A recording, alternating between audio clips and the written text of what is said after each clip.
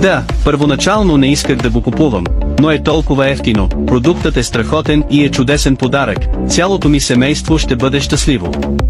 Съжалявам, че не го купих по-рано, когато все още имаха директни продажби. Днес купих още 2 от фабриката за жена ми.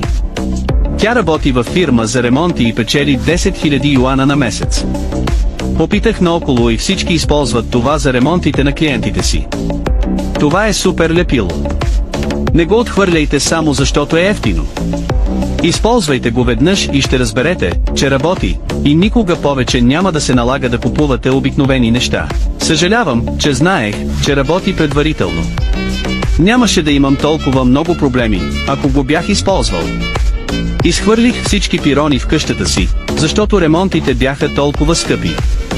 Това супер лепило е всичко, от което се нуждаете, просто държи здраво.